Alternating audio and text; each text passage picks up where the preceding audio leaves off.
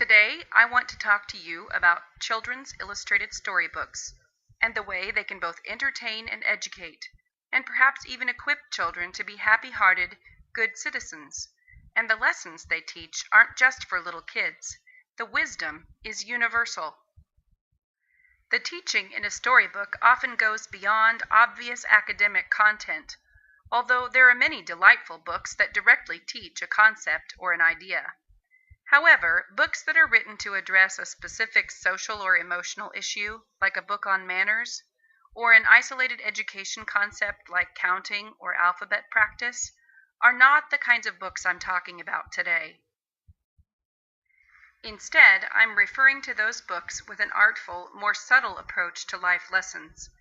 These kinds of picture books teach us about courage, individuality, courtesy, and friendship. We can learn about feelings, forgiveness, truthfulness, faithfulness, flexibility, and simplicity. These stories help to define and demystify powerful emotions. They provide examples of how to respond appropriately. And sometimes they just bring us pleasure as the story unfolds. In an article for Scholastic.com, Mary Rank Jalongo says, "Stories are fundamental to the way we process and experience life events and the feelings that surround them. It's easy to love children's books, beautiful illustrations, clever, sometimes rhyming text, creative character personalities, marvelous adventures and heart-shaping journeys. They are simple and concise, but not simplistic. These books have a way of staying with us, etching themselves into our memories and prompting powerful emotions." When we read a storybook to our students, we slow our pace. We give attention to meaningful topics. We can celebrate the artistry and contemplate the message that was written for the heart.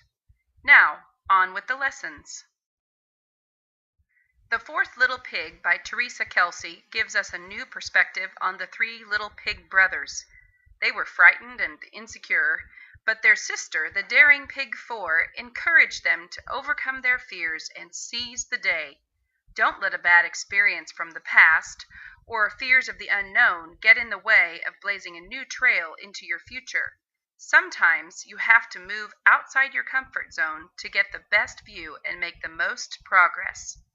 You can't spend your whole life just sitting and quaking. There are places to see and things to be making. Sister Pig 4. In A Bad Case of Stripes by David Shannon, Camilla Cream loved lima beans, but she didn't want her friends to think she was weird, so she didn't eat them. She denied who she really was and tried hard to blend in, but then she wasn't really Camilla anymore. Do the things that you like to do. Be the person you were made to be, even if others think you are strange or unusual. It's more important to be authentic, to celebrate what makes you special, than it is to try to fit in. Don't worry about what other people think of you. If you try to please people by changing who you are, you will miss out on the joy and confidence that comes from being the real you. The truth is, I really love lima beans. Camilla Cream. Mary Ann Hoberman writes about Oliver Tolliver, who thinks one of each is just perfect. He had everything he needed, but he was lonely. In his first attempt to make a new friend, Peggotty Small is offended by his lack of courtesy. He only had one of each thing, not enough to share. It's good to have the things you need, but it's even better when you can share them. And while building a friendship might feel like more work at first, once you welcome friends into your life and share your things, your time, and your heart, you will find happiness and meaning. Even if you have less, you will really have more. Oliver knew two was better than one, jolly and friendly, more cheerful, more fun. Jacqueline Woodson says she wrote The Other Side because she wanted to show how powerful kids can be. Clover and Annie Rose are two girls who would like to be friends, but they are kept apart by segregation and an actual fence that divides the town into black and white. Their mothers tell them never to cross that fence. That's just the way it is. But the girls see beyond the color of their skin and boldly find a way to build their friendship. They spend time sitting on top of the fence, turning the dividing line into a special meeting place and hoping that one day things will change for the better. Don't let potential barriers like race, religion, or even geography get in the way of nurturing friendships and loving people from the inside out. Someday, somebody's going to come along and knock this old fence down. Annie Rose. David Gets in Trouble by David Shannon. Busy boy David makes a lot of trouble for himself in this story. He makes messes, he's disobedient, he breaks things, and he spends the whole day making excuses like, "It was an accident," or "It wasn't me."